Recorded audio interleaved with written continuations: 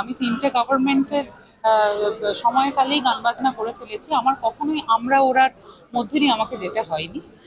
আমারই আমাদের যারা সরকারের দায়িত্বে রয়েছেন তাদের কাছ থেকেও আমাদের কোনো অসুবিধার সম্মুখীন হতে হবে না।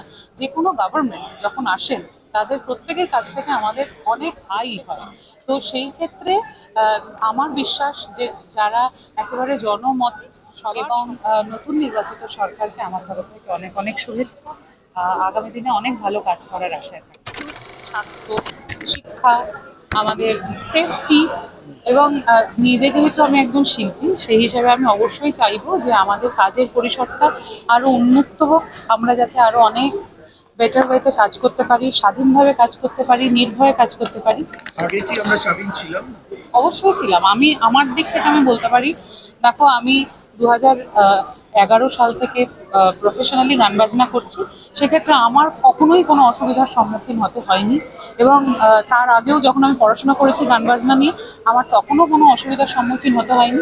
সুতরাং আমি খুবই আশাবাদী যে এখন আমাদের যারা সরকারের দায়িত্বে রয়েছেন তাদের কাছ থেকেও আমাদের কোনো অসুবিধার সম্মুখীন হতে হবে না।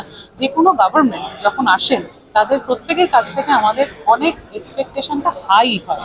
তো সেই ক্ষেত্রে আমার বিশ্বাস যে যারা একেবারে জনমত সবার সমর্থন নিয়ে, এত মানুষের সমর্থন নিয়ে যারা এসেছেন, তারা নিশ্চয়ই আমাদের জন্য ভাববেন, আমাদের জন্য কাজ করবেন এবং আমরা সকলেই সুস্থভাবে কাজ করতে পারবো, স্বাধীনভাবে কাজ করতে পারবো, সেটা তো নিশ্চয়ই। আমরা ওরা ব্যাপারটা থাকছে না।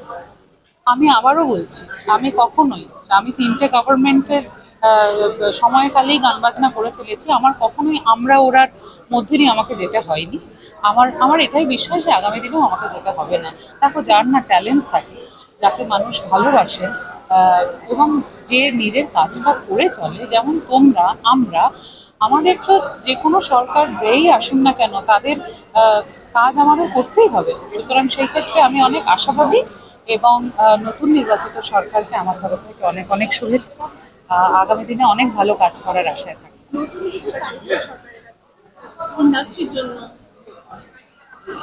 আমি চাইবো যে আমাদের আরো অনেক বেশি করে শোজ হোক। আমরা শিল্পীরা, আমরা যাদের আমাদের লাইভ শো, আমাদের প্রত্যেক শিল্পীর কিন্তু ব্রেড অ্যান্ড বাটার, হ্যাঁ, রেকর্ডিং বলো বা আরো অন্যান্যতে সেই অর্থে ইনকামের রাস্তাটা কিন্তু খোলা থাকে না যতটা খোলা থাকে লাইভ শোজের ক্ষেত্রে। সেজন্য দল মত ধর্ম বর্ণ নির্বিশেষে আমি চাইবো প্রত্যেক শিল্পী যাতে কাজ করতে পারেন এবং আরো অনেক বেশি করে কাজ বাংলায় আসুক, আমি সেটাই চাই।